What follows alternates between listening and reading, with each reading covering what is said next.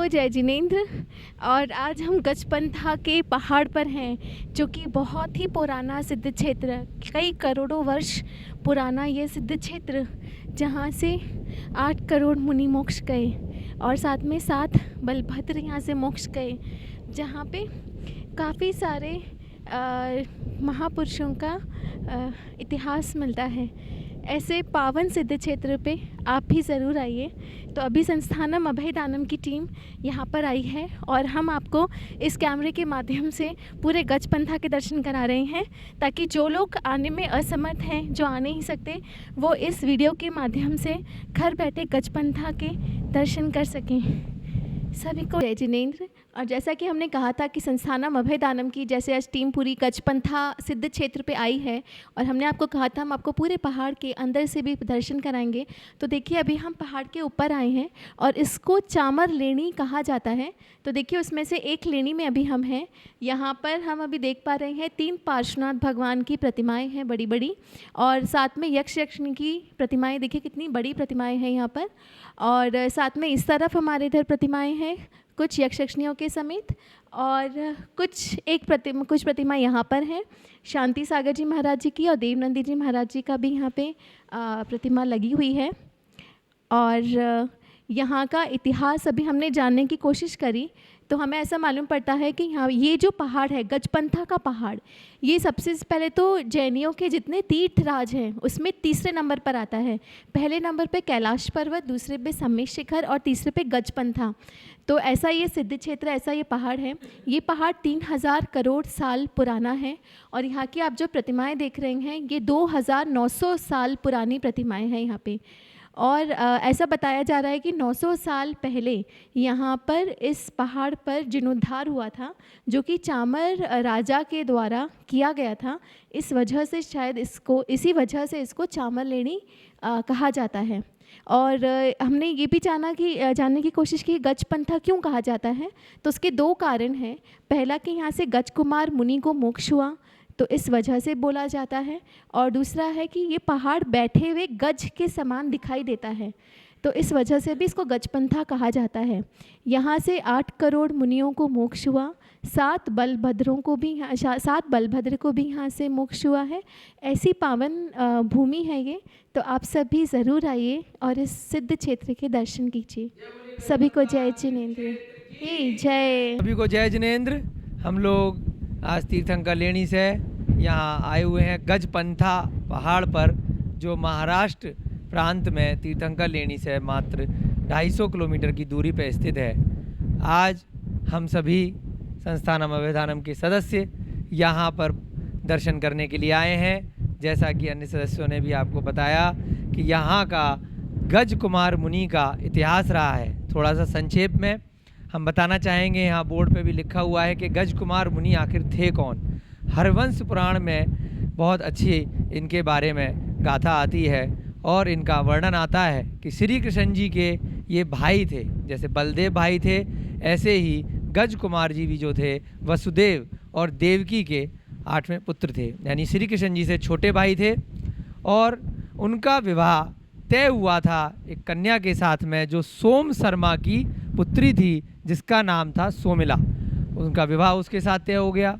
परंतु गिरनार पर्वत पर हमारे जो नेमिनाथ भगवान हैं उनका समोसरण लगा, और वहाँ पर जाकर जब उनके समोसरण में वाणी खिरी तो वहाँ उनको वैराग्य प्राप्त हो गया। गज कुमार जो श्री कृष्ण जी के भाई थे, समोसरण में भगवान की दिव्य ध्वनि को सुनकर वैराग्य को प्राप्त कर लेते हैं। उनका विवाह अभी तय ही हुआ था, शादी नहीं हुई थी। और क्या हुआ, उसके बाद वैराग्य को प्राप्त करके वो जंगल में जा कर के तप करने लगते हैं और दीक्षा को, जैनेश्वरी दीक्षा को धारण कर लेते हैं। जैसे ही सोम शर्मा यानी सोमिला के पिताजी यानी कि गज कुमार के जो होने वाले ससुर जी थे, उनको इस घटना का पता चलता है और उन्हें ऐसा लगता है कि अब शादी तय होने के बाद उनकी पुत्री से कौन विवाह करेगा, ये इसने बहुत गलत कार्य किया है।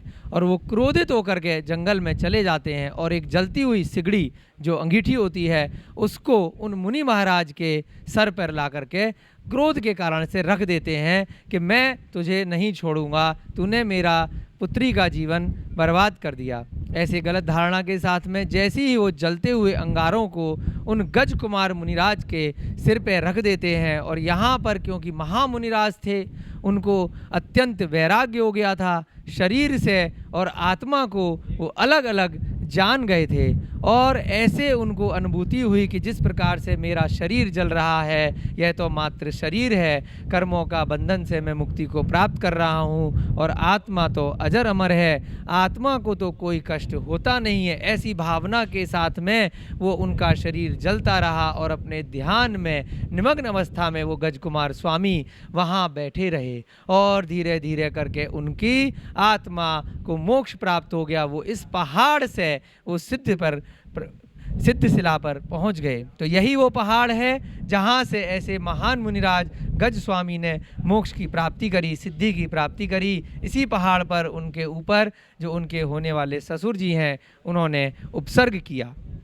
इसके अलावा यहाँ पर वर्णित है हमारे ग्रंथों में भी कि 7 में जो भाई थे, जो श्री कृष्ण जी, उनके अलावा जो 6 भाई थे वे सभी भी यहाँ पर उनके वसुदेव और देवकी के जो 6 युगल पुत्र थे वो सभी भी मोक्ष गए थे। और जो बलदेव थे, जो श्री कृष्ण जी के बलराम भाई थे, वो अभी ब्रह्म स्वर्ग में हैं।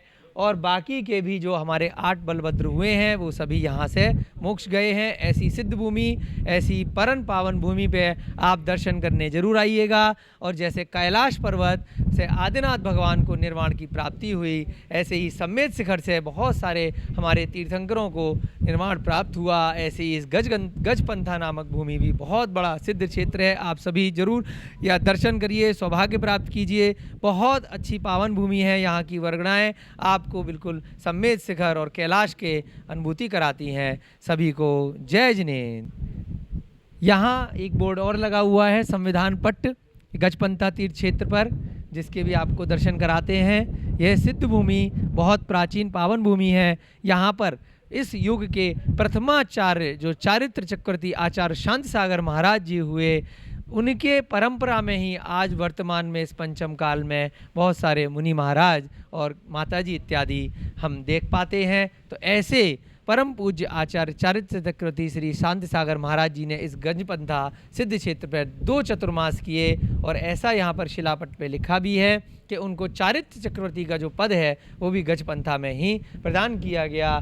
आचार्य विमल सागर महाराज जी की परंपरा, आचार्य महावीर कीर्ति जी की परंपरा के अनुसार यहाँ उस पूरे सिद्ध क्षेत्र पर आर्ष परंपरा के अनुसार ही पूजा विधि विधान किए जाते हैं, जिसमें पंचामृत आदि से यहाँ पर पूजन अभिषेक किया जाता है। स्त्रियों को भी पुरुषों के समान अभिषेक पूजन का अधिकार है। और यहाँ पर पद्मावती, क्षेत्रपाल आदि जिन शासन भक्ति देवी देवताओं का भी आगमोक्त विधि से यहाँ पर उचित आदर सत्कार सम्मान किया जाता है।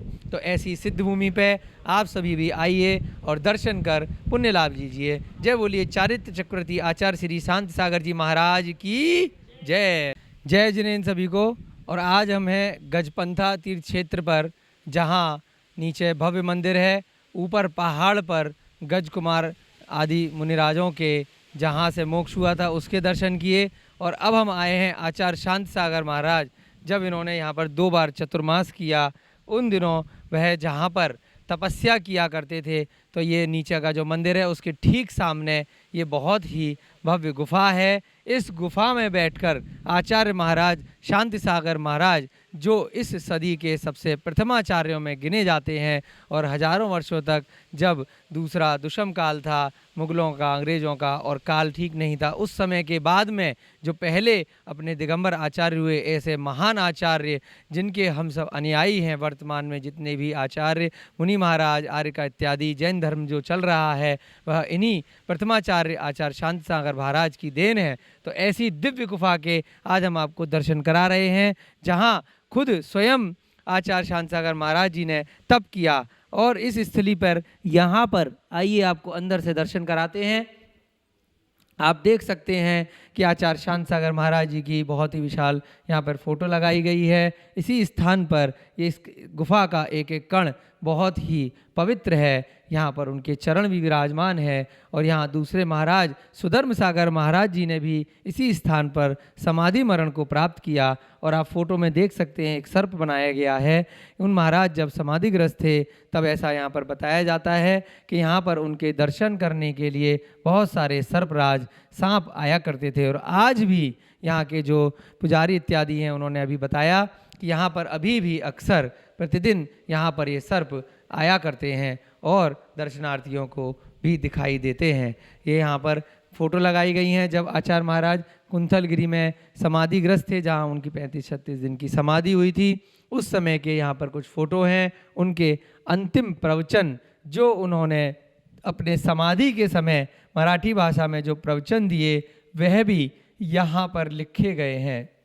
कुंथलगिरी क्षेत्र पर उनकी जो समाधि चली उस मुद्रा में उन्होंने जो अंतिम प्रवचन दिए और वो प्रवचन भी यहाँ पर आपके सामने लिखे गए हैं। तो यह वह दिव्य गुफा है जिस गुफा के दर्शन करके हमें जरूर पुण्य लाभ लेना चाहिए और हमें आचार्य महाराज शांति सागर महाराज के जीवन से प्रेरणा ग्रहण करनी चाहिए। शांति सागर ध्यान केंद्र के नाम से इस गुफा का जीर्णोद्धार किया गया है।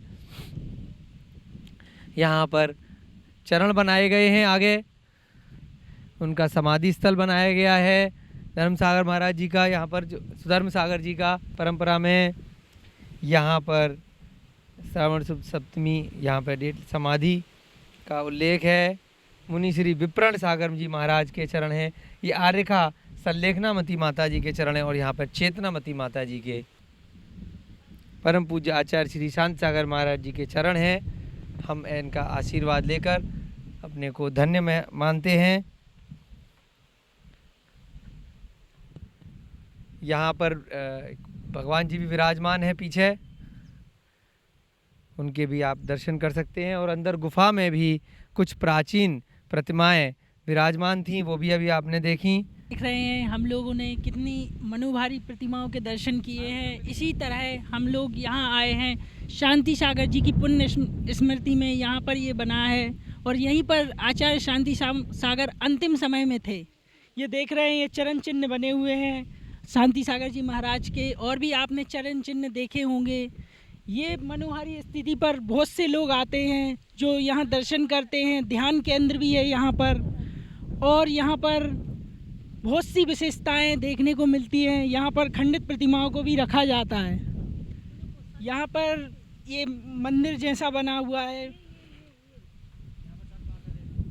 यहाँ पर बताते हैं लोग बाग कि यहाँ डेली सर्प आते हैं और जब आचार्य शांति सागर जी की अंतिम समय था उस समय भी सुनाया जाता है कि यहाँ सर्प आते थे और आज भी आते हैं। लोग बाग का यहाँ कहना है, जो यहाँ देख करते हैं उनका कहना है कि यहाँ आज भी सर्प आते हैं और ध्यान लगाते हैं।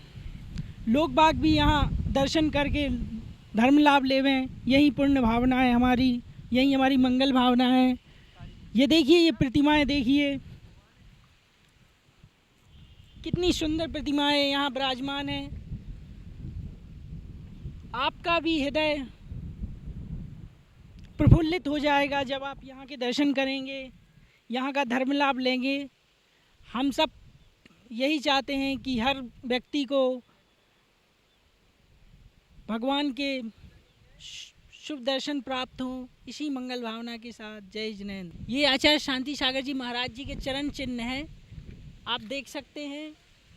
नहीं, और यहाँ पर आचार्य सुधर्म सागर जी महाराज ने भी अपने अंतिम समय गुजारे हैं और यहाँ पर तरह तरह के मुनि यहाँ पर आते हैं। यहाँ ध्यान केंद्र भी है और वृद्ध लोग, युवा लोग यहाँ के लिए ये एक संदेश देता है कि धर्म की तरफ जो जो अपना हाथ बढ़ाएगा वो एक दिन मोक्ष की ओर अवश्य जाएगा। आप सभी को जय जिनेंद्र। आप यहाँ सब पहली बार पधारे मेरे ख्याल से, और अंजनगिरी के बारे में थोड़ी सी आपको जानकारी दूं, क्योंकि अंजनगिरी के बारे में जितना जानेंगे उतना कम है। थोड़ी सी जानकारी मैं आपको दे पाऊँगा। अंजनगिरी का नाम यो प्रॉपर नाम है अजनेरी, जो लोकल भाषा में है। अजनेरी का मतलब होता है अंजनी माता की गुफा।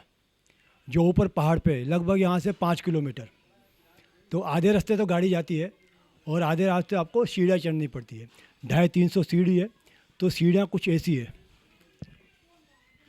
यहाँ तक गाड़ी की पार्किंग है और यहाँ से सीढ़ियाँ चढ़नी पड़ती है आपको।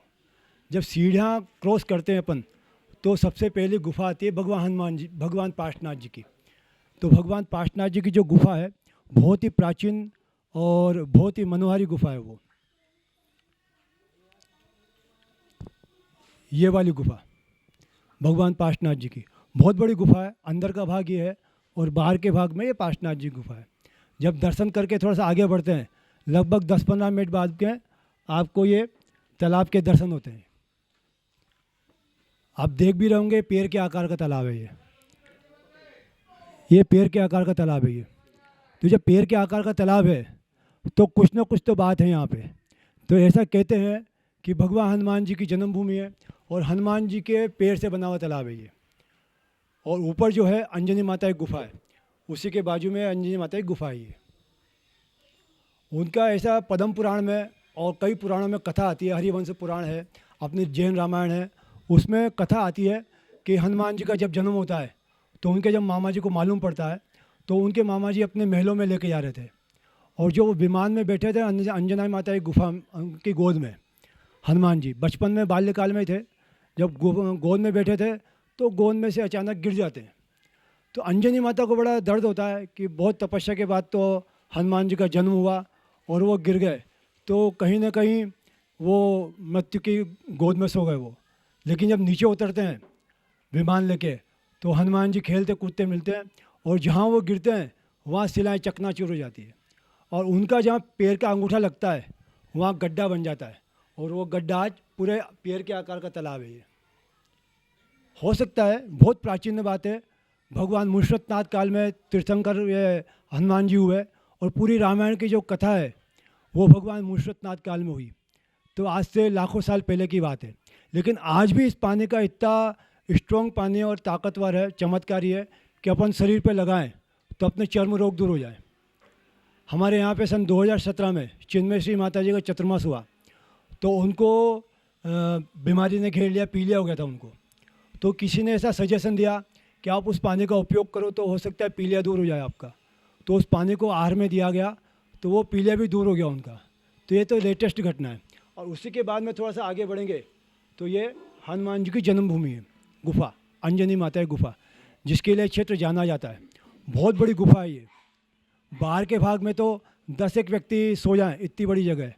और अंदर की जो गर्भगृह है उसमें इतना बड़ा पलंग है पत्थर का, उस पत्थर पे कभी अंजनी माता सोई होंगी। और उसी के बाजू में अरनाथ भगवान की प्रतिमा है, हनुमान जी की प्रतिमा है। तो ये सब पूरी यात्रा करने में लगभग आपको 2 से 3 घंटे मामूली बात है। तो ये सब है ऊपर पहाड़ पे। और इसी गुफा के ऊपर ऋषिमुख पर्वत है, तो जहाँ पे दुर्लभ से दुर्लभ औषधियाँ हैं, तो वो पूरी सरकार के संरक्षण में, फॉरेस्ट वालों के संरक्षण में है। तो ये सब चीज़ें ऊपर है, ऋषिमुख पर्वत। और ये जो आप देख रहे हैं ये सब गांव में है। कभी यहाँ पे 108 मंदिर थे लगभग 1500 साल पहले। तो कुछ तो समय के अनुसार टूट गए, कुछ मुगलों ने तोड़ दिए। आज अपने पास में 10 मंदिर के अवशेष हैं अभी भी। ये 10 मंदिर के अवशेष अभी भी वर्तमान में आपको देखने को मिल सकते हैं। सब जीर्ण शीर्ण अवस्था में है, सब उसमें जैन प्रतिमाएं, सब जीर्ण शीर्ण अवस्था में।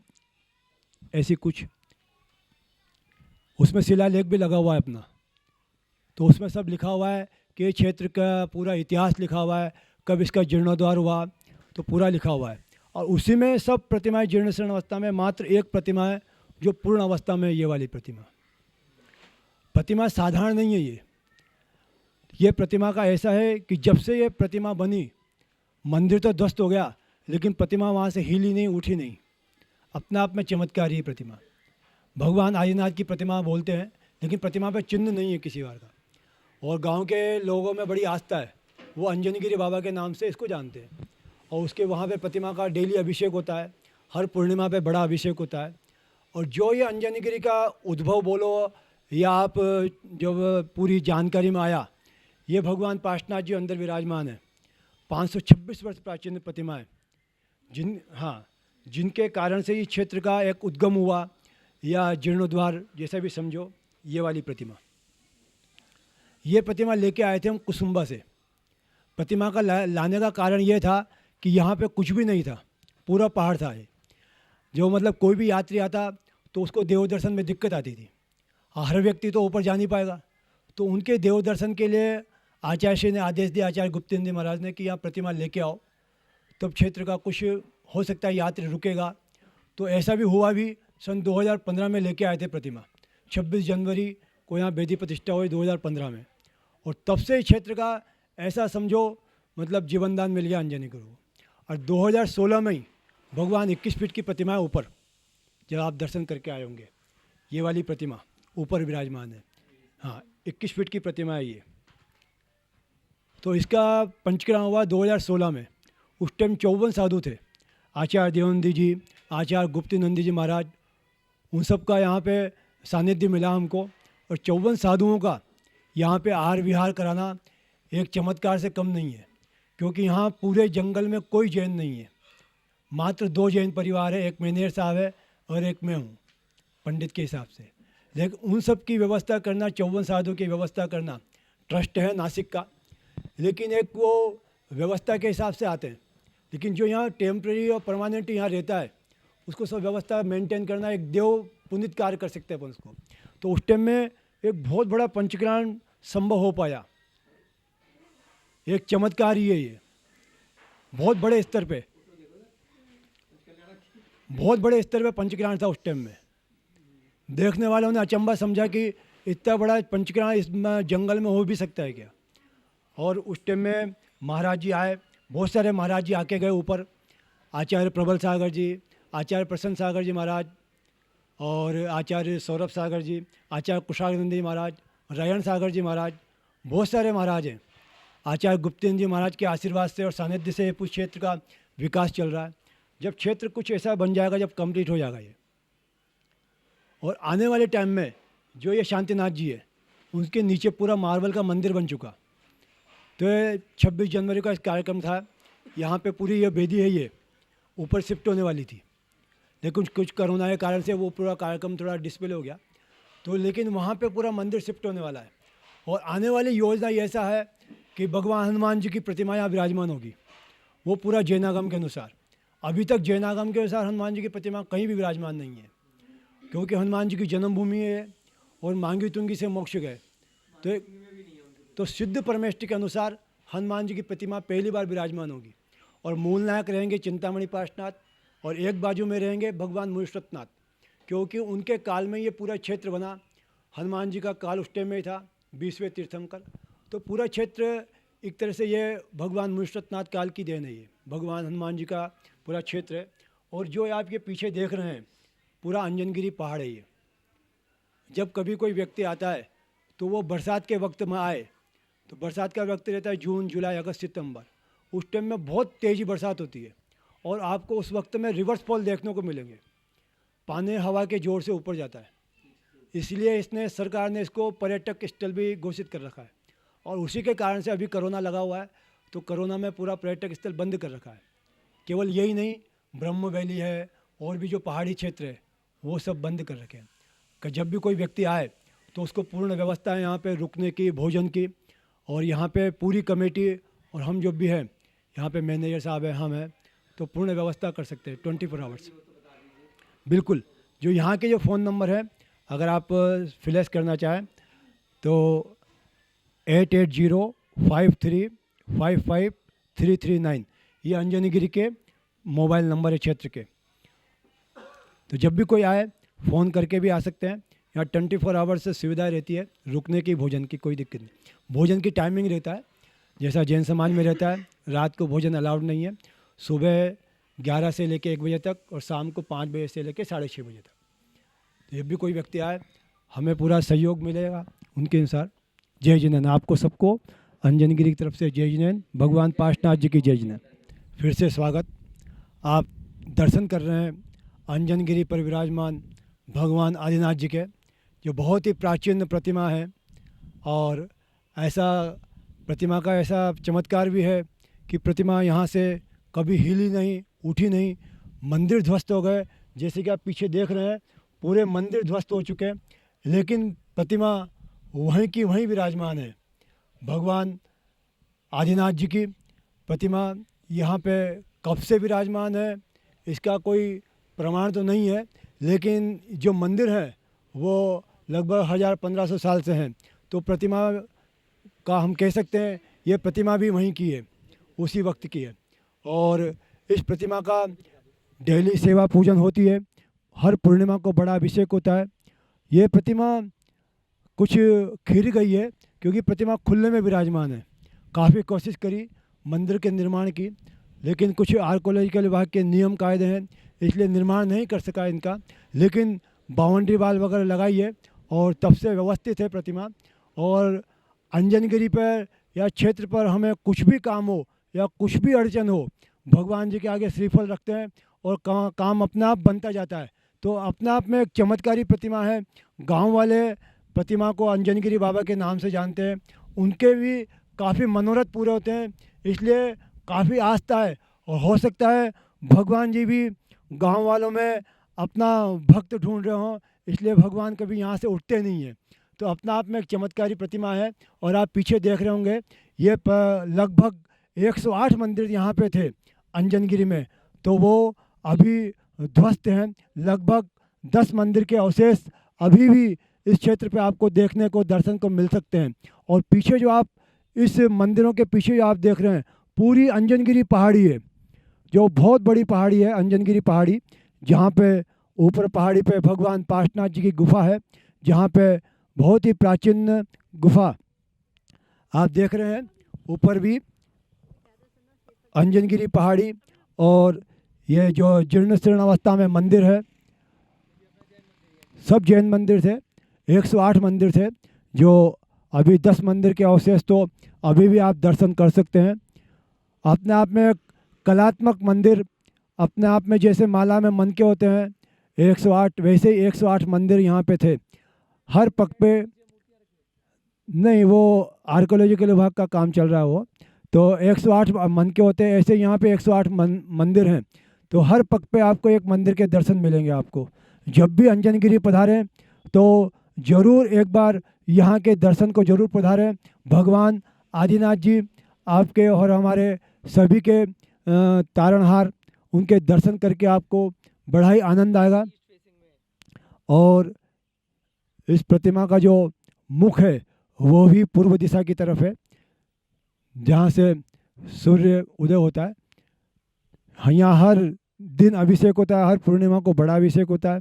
अपने आप में एक चमत्कारी प्रतिमा। हम लोग गजपंथा की यात्रा के बाद अब आज यहाँ पर आए हुए हैं अंजनगिरी तीर्थ क्षेत्र। अंजनगिरी जैसा कि नाम से ही लगता है, हमारे यहाँ पे तीर्थ क्षेत्र के मैनेजर साहब ने भी पूरी कथा आपको सुनाई कि किस प्रकार से हनुमान भगवान जो कि उसी भव से मोक्ष को प्राप्त हुए, उनकी माता का नाम अंजना था, उनके नाम पर ये तीर्थ क्षेत्र है। यहाँ से करोड़ों सिद्ध भगवानों ने यहाँ से मोक्ष को प्राप्त किया है। करोड़ों ऋषि मुनियों ने ऐसी धरा पर तप किया और आज भी इस क्षेत्र पर बहुत सारे प्राचीन मंदिरों के अवशेष हमें दिखाई देते हैं। पर्वत के ऊपर बहुत सारे बहुत अति सुंदर मनोभावी यहाँ पर गुफा मंदिर हैं, जिनमें तीर्थंकरों की और अन्य सिद्ध भगवानों की प्रतिमाएं विराजमान हैं। नीचे पर्वत के अभी हम आए हुए हैं एक मंदिर पर, जो पूरी की पूरा अभी ठीक अवस्था में है, परंतु लगभग सैकड़ों या हजारों वर्ष प्राचीन है। यहाँ पर भी आपको कैमरे के माध्यम से भैया जी ने दिखाया किस प्रकार से द्वार के चारों तरफ तीर्थंकर भगवानों की प्रतिमाएं यहाँ पर विराजमान हैं और यक्ष यक्षिणी इत्यादि भी यहाँ पर बने हुए हैं।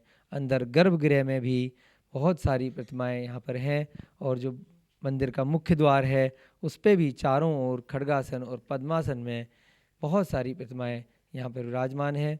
ये मंदिर बिल्कुल ठीक अवस्था में है और बहुत अच्छे से यहाँ पर देखरेख भी की जानी चाहिए। यहाँ पर ज़्यादा से ज़्यादा लोगों को दर्शन के लिए आना चाहिए, जिससे कि ये मंदिर फिर से जीवंत तो उठे और यहाँ पर पहले की ही भांति पूजा अभिषेक अर्चना इत्यादि प्रारंभ हो सके। हम लोग नए मंदिरों के निर्माण में अपने द्रव्य का उपयोग और अपने समय का उपयोग तो करते ही हैं, हमें प्राचीन मंदिरों के जीर्णोद्धार के लिए भी थोड़ा समय निकालना चाहिए।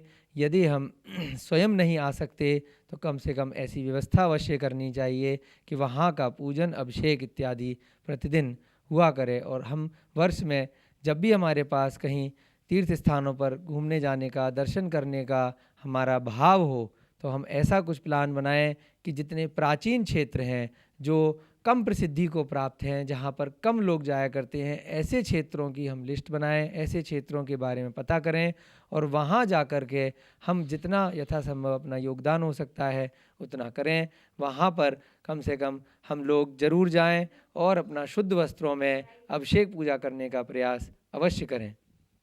जय जिनेंद्र। जैसा कि आपको हमारे गौरव भैया ने बताया कि अंजनगिरी जो क्षेत्र है बहुत ही प्राचीन क्षेत्र है। यहाँ कभी 108 मंदिर हुआ करते थे, जिसमें 10 मंदिर के जीर्ण शरण अवस्था में मंदिर अभी भी है। जहाँ पे यहाँ के जो शिलाखंड है, जो मंदिर की बनावट है, आपको अपनी जो गौरव गाथा गाते हैं। आपने कई मंदिरों में देखा होगा जो यहाँ की जो मंदिर की बनावट है अपने आप में अनुपम है। और उसमें एक बहुत ही भव्य मंदिर है जो यहाँ की शिलालेख और यहाँ पे जो यहाँ का जो पूरा यहाँ के जो खंभे हैं अपने आप में बनावट बनाई है। और जो यहाँ पे जो मंदिर बन रहा है उसमें भी यहाँ की जो कुछ हमने यहाँ पे डिज़ाइन ली है, तो यहाँ से ली है और बहुत ही प्राचीन मंदिर है। कभी इसको इस मंदिर का जो शिलाओं में और जो इतिहास में नाम आता है चंद्र प्रभु मंदिर का, जैसा कि यहाँ पे अभी पूरा यहाँ पे एक संग्रहालय है उसमें किताब रखी है, उसमें नाम आया है चंद्र प्रभु मंदिर। तो ये हो सकता है चंद्र प्रभु मंदिर हो। और यहाँ की जो मंदिर की बनावट है आपको अपने आप में एक गौरव गाथा गाती है। जब भी यहाँ पे आए तो ज़रूर यहाँ पधारें और मंदिर को ज़रूर एक बार दर्शन करें। जय बोलो अंजनगिरी तीर्थ क्षेत्र की जय। अब हम दूसरे मंदिर में आए हुए हैं। यहाँ पर बहुत सारे मंदिर एक के साथ एक बहुत बड़े कैंपस में लगे हुए हैं और यहाँ आप देख सकते हैं ये दूसरा मंदिर है।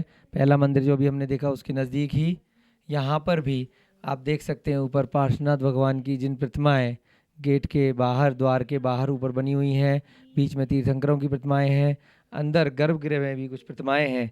और सबसे विशेष बात इस दूसरे मंदिर की है जो आपको इधर हम दिखाना चाहेंगे। बहुत ही बड़ा यहाँ पर शिलालेख है। शिलालेख पे लाइट करके आपको दिखाते हैं। शिलालेख पे लाइट करके दिखाते हैं आपको। बहुत ही सुंदर ये पूरा प्राचीन शिलालेख है, बहुत बड़ा शिलालेख है। इस मंदिर के बारे में इस पे लिखा हुआ है और हम कैमरे के माध्यम से इसको रिकॉर्ड करते हैं और प्राकृत भाषा में है। यहाँ की जो लिपि रही होगी उस समय की महाराष्ट्र प्रांत में है स्थान, तो मराठी में इसको बैठ के हम फिर बाद में पढ़ेंगे और जानने का प्रयास करेंगे कि इस शिलालेख में क्या वर्णित है। नीचे यहाँ पे यक्ष यक्षिणियों की प्रतिमाएं हैं और बहुत सारे पत्थर टूटे हुए हैं। इसमें भी बहुत सारी प्रतिमाएं हैं जो जीर्ण शीर्ण अवस्था में हो चुकी हैं। हमें इनके संरक्षण के लिए विशेष ध्यान देना चाहिए। और आपको मंदिर के बाहर से भी थोड़ा दिखाना चाहेंगे कि किस प्रकार से तीर्थंकर भगवानों की प्रतिमाएं जो कभी बहुत ही पूजनीय हुआ करती थीं आज बाहर ठीक अवस्था में नहीं है। यहाँ पर भी एक शिलालेख है इस मंदिर के बाहर, इसमें भी काफ़ी चीज़ें क्लियर नज़र आ रही हैं। और यहाँ आप देख सकते हैं एक तीर्थंकर भगवान की प्रतिमा यहाँ मंदिर के बाहर रखी हुई है और अन्य सैकड़ों प्रतिमाएं जो इस मंदिर के टूटने फूटने के बाद में पूरी यहाँ बाहर ऐसे ही रखी गई हैं। इधर भी प्रतिमाएं हैं, खंडित नहीं है, हाँ ये खंबा है प्राचीन, खंभों पर भी प्रतिमाएं बनाई जाती थीं। आप देख सकते हैं किस प्रकार से यहाँ हैं। और यहाँ जितने भी ये पत्थर इत्यादि हैं ये कहीं ना कहीं इस मंदिर में या यहाँ पर जो 108 मंदिर बताए जाते हैं उसके अवशेष हैं। इनको सही संरक्षण दे करके और यथा योग्य सही स्थान पर इनको पुनर्स्थापित करने के लिए हम सभी लोग कटिबद्ध हैं। और जैसा आपको पता है, संस्थानम अभयदानम प्राचीन मंदिरों के जीर्णोद्धार के लिए कार्य कर रही है। तो आपकी नज़र में भी कोई ऐसे प्राचीन मंदिर हों जहाँ पर रखरखाव के लिए या जीर्णोद्धार के लिए आवश्यकता है, तो आप हमारी संस्था से संपर्क कर सकते हैं। सभी को जय जिनेन्द्र। जो अंजनगिरी की प्रतिमाओं की श्रृंखला है, मंदिरों की श्रृंखला है, उसमें हम जिस मंदिर में आए हैं, यहाँ भी उसी तरह से द्वार पे प्रतिमाएं बनी हुई है और अंदर एक जो गर्भगृह है उसमें प्रतिमा विराजमान है, जो थोड़ी खंडित अवस्था में थी। उसमें हमने थोड़ा सा सुधार किया है और कुछ अभी भी खंडित है, लेकिन बहुत ही मनोहारी भगवान की प्रतिमा है। ऊपर हाथी चवर ढुरा रहे हैं और उनके नीचे भगवान की प्रतिमा, और बहुत ही भव्य और सुंदर प्रतिमा यहाँ पे है। आप देख रहे हैं पूरे द्वार पे प्रतिमा है, पूरा एक बहुत ही सुंदर तरीके से नक्काशी बनाई हुई है। यहाँ पे बाहर की तरफ आप देखेंगे पूरा मंडप बना हुआ है, पूरा मंडप बना हुआ है खुले में, जहाँ पे सेवा पूजा हो सकती है। और यहाँ से बहुत ही मनोहारी दृश्य दिखता है अंजनगिरी पहाड़ का, अंजनगिरी का। तो आप देख रहे हैं बहुत ही मनोहारी सुंदर दृश्य, जिनके बीच में 108 मंदिर कभी हुआ करते थे और आज लगभग 10 मंदिर के जीर्णोद्धार अवस्था में मंदिर हैं, जिसमें एक मनोहारी मंदिर है जिसमें पूरा मंदिर जीर्णोद्धार अवस्था में है, जहाँ पे पूरा एक खुले में मंडप है, बाहर के अंदर की तरफ प्रतिमा विराजमान है। तो अपनी जो जैन संस्कृति है उसके बारे में यहाँ पे आपको देख पाएंगे कि कितना भव्य रहा होगा एक वक्त पे, जब अंजनगिरी में 108 मंदिर थे। हम उसकी मतलब आपको जो बता सकता हूँ कि कितना रहा होगा अपना जैन संस्कृति का वैभव, जो आज कुछ सिमट के रह गया है 10 मंदिर के अवशेष। कभी सोच के भी रूह कांप जाती है कि कितना भव्य रहा होगा यहाँ पे 108 मंदिर, भगवान की प्रतिमाएं जो जीर्ण शीर्ण अवस्था में आज हम यहाँ देख पा रहे हैं। और जिसमें आपने आदिनाथ भगवान की प्रतिमा जो देखी, बहुत ही सुंदर और भव्य मंदिर। आज गौरव भैया जो यहाँ पे आए हैं, उनकी की वजह से ही आपको यहाँ पे देखने को मिल रहा है कि कितना यहाँ पे अंजनगिरी का भव्य दर्शन आप सबको दिखा पा रहे हैं। जब भी अपना अंजनगिरी या नासिक आने का प्रोग्राम बनाएं तो अंजनगिरी ज़रूर पधारें। यहाँ पे अपनी जैन संस्कृति को अपनी आँखों से देखें कि कितना वैभव रहा होगा यहाँ पे अंजनगिरी, या कहें जैन नगरी। या यहाँ से आप देखिए पुराना जो नया मंदिर जो बन रहा है, मैं अपने भैया को बताऊंगा, मैं ऊपर पीछे की तरफ जैन मंदिर जो नया मंदिर बना हुआ है, यहाँ से मंदिर दिखता है जहाँ शांतिनाथ भगवान की 21 फीट की प्रतिमा विराजमान है। वही नया क्षेत्र जो है वहाँ से पूरा संचालित होता है, यहाँ पूरे अंजनगिरी क्षेत्र का, जहाँ पे महाराज श्री यहाँ विराजमान रहते हैं। पूरी यहाँ की देखरेख, पूरी अंजनगिरी की देखरेख, या यूँ कहें यहाँ की व्यवस्था वहीं से संचालित होती है। अंजनगिरी जैन मंदिर कार्यालय वहाँ से संचालित होता है पूरा। तो जब भी आप पधारें, मैंने आपको नंबर दिया है, उस नंबर पे आप संपर्क करें। अंजनगिरी पधारे, जरूर पधारे सब। सादर जय जिनेन्द्र। हम लोग 5 पांडव लेनी पर आए हैं। यहाँ पर नासिक में ये स्थित है और यहाँ हम लोग दर्शन करने जा रहे हैं। यहाँ 4 किलोमीटर की चढ़ाई है और बहुत ठंड है, सुबह का टाइम है और हम लोग आपको यहाँ की पुरानी स्मारक के दर्शन आ रहे हैं। पांडव लेनी के दर्शन करने के लिए यहाँ पर बहुत सारी गुफाएं भी हैं और 12 नंबर गुफा में आदिनाथ भगवान की गुफा है। ये हम नासिक में हैं, जो ये क्षेत्र पांडव लेनी के नाम से प्रसिद्ध है। और जैसा कि आपको पता है कि 5 पांडवों ने घोर तप किया, जिनमें से 3 पांडवों को उसी भव से मोक्ष की प्राप्ति हुई और ऐसे पांडवों की प्रतिमाओं के नाम पर यहाँ पर इस क्षेत्र का नाम पांडव लेनी पड़ा है। यहाँ पर आदिनाथ भगवान का मंदिर भी है। अब हम आपको मंदिरों के दर्शन कराएंगे, बने रहिए हमारे साथ। जय जिनेन्द्र। बोर्ड भी लगाया गया है जिस पे लिखा है कि जितनी भी गुफाएं हैं उनका मुख जैसे जैन मंदिरों में आमतौर पर देखा जाता है कि पूरब में या उत्तर में होता है, उसी प्रकार से सभी गुफाओं का जो मुख है उत्तर या पूरब मुखी है, और जिसके कारण से वहाँ कभी भी लाइट की ज़रूरत नहीं होती। सूर्य के प्रकाश से पूरे दिन उसमें हमेशा रोशनी बनी रहती है। आइए ऊपर चल के आपको दर्शन कराते हैं, ये भी दिखा देते हैं। बोलिए। यहाँ पर इस बोर्ड पे लिखा है कि भारत में लगभग 1200 गुफाएं मंदिर हैं, जिनमें से 980 गुफाएं मात्र महाराष्ट्र प्रांत के अंदर ही हैं।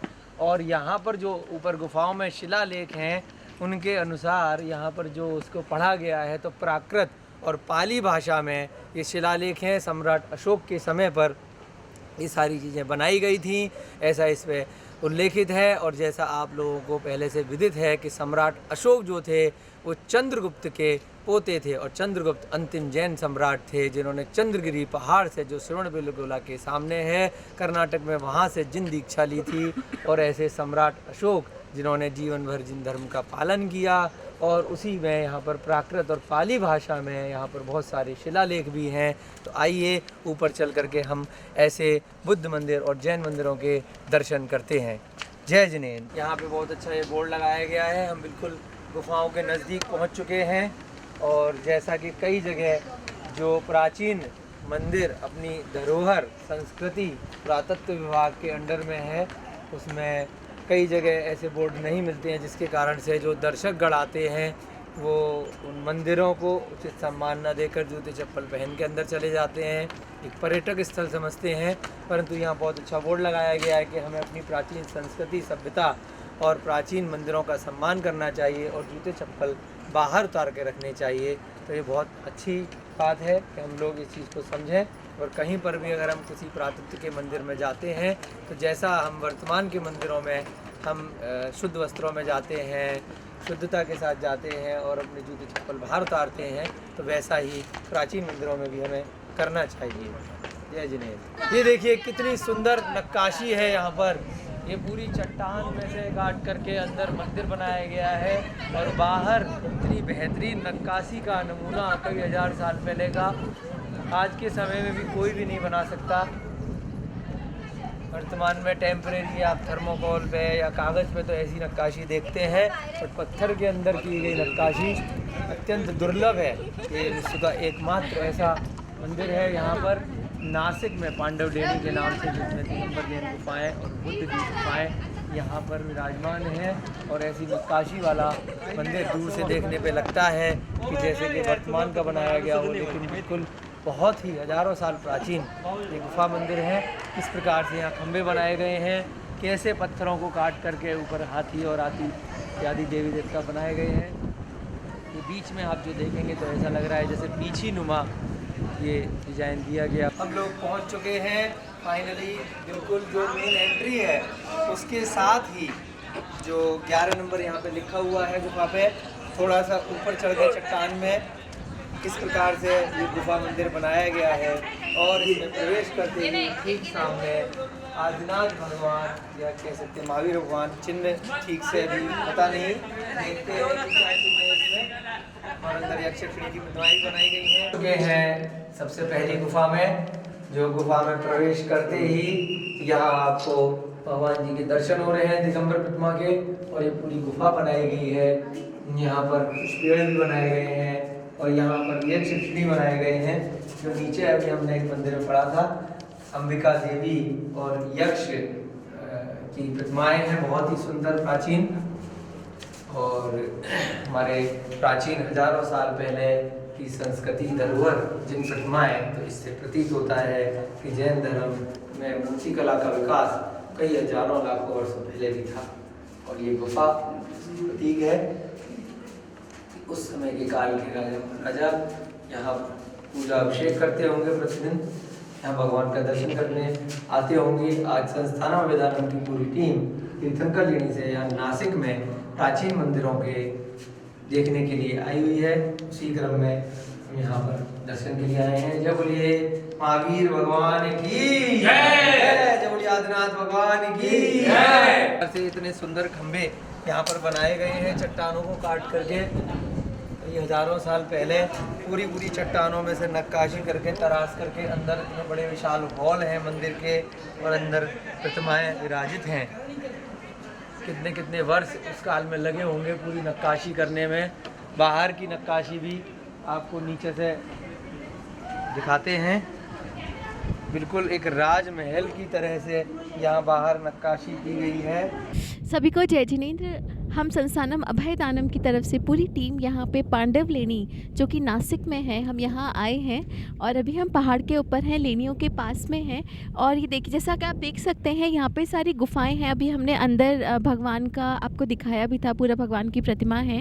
कुछ लोग बोलते हैं आदिनाथ भगवान की है, हमें ऐसा लगा शायद महावीर भगवान की है, तो अभी पता नहीं उसके बारे में कुछ। और अभी देखिए आप यहाँ पर ये कुंड है, आप अंदर देखेंगे तो इसके अंदर पानी भरा है। तो ऐसी गुफाओं के बीच में जो ये कुंड होते हैं, ये शायद इसलिए होते हैं कि इन्हीं से पानी निकाल कर के भगवान की प्रतिमाओं पे अभिषेक किया जाए। तो देखिए पीछे भी है, अभी पीछे तो थोड़ा सा ख़राब है, बहुत साल पुरानी ये केव्स हैं। तो ऐसा अभी हमें ऐसा लगता है, हमने इस तरह की जो शूटिंग आपको गौतालम में भी दिखाई थी जहाँ पे भगवान की केव के बाहर कुंड था जहाँ का पानी अभिषेक के लिए यूज़ होता था। तो ऐसे देखिए कि जैनी प्रतिमाएं कहाँ कहाँ पे विराजमान हैं और कितनी सुंदर व्यवस्था पहले के लोग करते थे। हम आपको आगे का और भी दिखाते हैं अभी।